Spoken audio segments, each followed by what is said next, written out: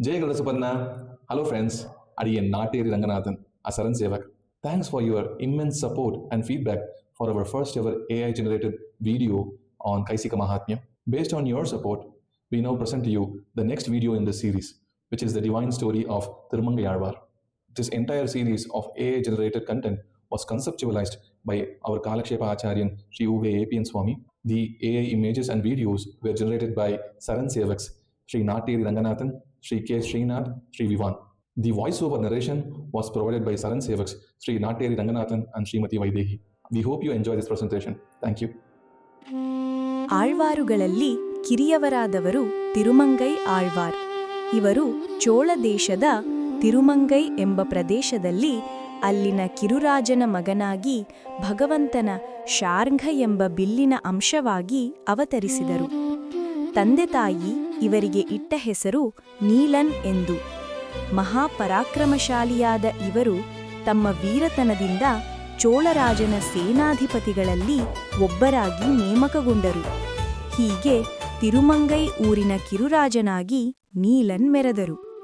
ಒಮ್ಮೆ ಇವರು ಕುಮುದವಲ್ಲಿ ಎಂಬಾಕೆಯನ್ನು ಕಂಡು ಅವಳ ಸೌಂದರ್ಯಕ್ಕೆ ಮಾರು ಹೋಗಿ ಅವಳ ಮನೆಗೆ ತೆರಳಿ ಅವಳ ತಂದೆಯ ಬಳಿ ಕುಮುದವಲ್ಲಿಯನ್ನು ತನಗೇ ಮದುವೆ ಮಾಡಿಕೊಡಬೇಕೆಂದು ಕೇಳಿದರು. ಅದಕ್ಕೆ ಕುಮುದವಲ್ಲಿಯು, ರಾಜನೇ, ನಾನು ನಿಮ್ಮನ್ನು ಮದುವೆಯಾಗುತ್ತೇನೆ, ಆದರೆ ನನಗೆ 2 ಷರತ್ತುಗಳಿವೆ. 1, ನೀವು ಪಂಚಸಂಸ್ಕಾರವನ್ನು ಅಂದರೆ ಸಮಾಶ್ರಯಣವನ್ನು ಮಾಡಿಸಿಕೊಂಡು ಶ್ರೀ ವೈಷ್ಣವರಾಗಿ ಬದಲಾಗಬೇಕು. 2ನೇಯದು, ಪ್ರತಿದಿನವೂ 1000 ಶ್ರೀ ವೈಷ್ಣವರಿಗೆ ತದಿಯಾರಾಧನೆ ಮಾಡಬೇಕು ಎಂದು ಹೇಳಿದಳು. ಅವಳ ಮೇಲಿದ್ದ ಮೋಹದಿಂದಾಗಿ ನೀಲನ್ ಅವಳ ಷರತ್ತುಗಳಿಗೆ ಒಪ್ಪಿಕೊಂಡರು. ತಮ್ಮ ಖಜಾನೆಯಲ್ಲಿರುವ ಸಂಪತ್ತನ್ನೆಲ್ಲ ಬಳಸಿ ಪ್ರತಿದಿನವೂ 1000 ಶ್ರೀ ವೈಷ್ಣವರಿಗೆ ತದಿಯಾರಾಧನೆ ಮಾಡಿದರು. ಇದರಿಂದಾಗಿ ಚೋಳರಾಜನಿಗೆ ಕಟ್ಟಬೇಕಾದ ಕಪ್ಪವನ್ನು ಇವರಿಂದ ಕಟ್ಟಲಾಗದೆ ಹೋಯಿತು. ಇದನ್ನು ಕೇಳಿ ತುಂಬಾ ಕೋಪಗೊಂಡ ಚೋಳರಾಜನು ತನ್ನ ಸೈನ್ಯವನ್ನು ಕಳುಹಿಸಿ ನೀಲನ್ನನ್ನು ಸೆರೆಹಿಡಿದು ಕಾರಾಗೃಹದಲ್ಲಿ ಹಾಕಬೇಕೆಂದು ಯೋಚಿಸಿದನು. ಪರಾಕ್ರಮಶಾಲಿಯಾದ ನೀಲನ್ ಚೋಳ ಸೈನ್ಯವನ್ನು ಸುಲಭವಾಗಿ ಗೆದ್ದನು. ಆದರೆ ಒಂದು ದೊಡ್ಡ ತಂತ್ರವನ್ನು ಬಳಸಿ ಚೋಳರಾಜನು ನೀಲನ್ನನ್ನು ಸೆರೆಹಿಡಿದನು. ನನ್ನ ತದಿಯಾರಾಧನೆ ಕೈಂಕರ್ಯವು ನಿಂತು ಹೋಯಿತಲ್ಲ ಎಂದು ನೊಂದುಕೊಳ್ಳುತ್ತಿದ್ದ ನೀಲನ್ನ ಕನಸಿನಲ್ಲಿ ಕಾಂಚೀಪುರದ ದೇವಪೆರುಮಾಳನು ಕಾಣಿಸಿಕೊಂಡು ಕಾಂಚೀಪುರದಲ್ಲಿ ಒಂದು ದೊಡ್ಡ ನಿಧಿಯಿರುವ ಸ್ಥಳವನ್ನು ಸೂಚಿಸಿದನು. ನೀಲನ್ ಆ ನಿಧಿಯನ್ನು ವಶಪಡಿಸಿಕೊಂಡು ಅದರಿಂದ ತಮ್ಮ ಸಾಲವನ್ನು ತೀರಿಸಿದರು. ಚೋಳರಾಜನು ಇವರ ಮಹಿಮೆಯನ್ನು ಅರಿತು ಇವರನ್ನು ಸೆರೆಯಿಂದ ಬಿಡುಗಡೆ ಮಾಡಿ ಆ ಸಂಪತ್ತನ್ನು ನೀಲನ್ಗೆ ಕೊಟ್ಟುಬಿಟ್ಟನು.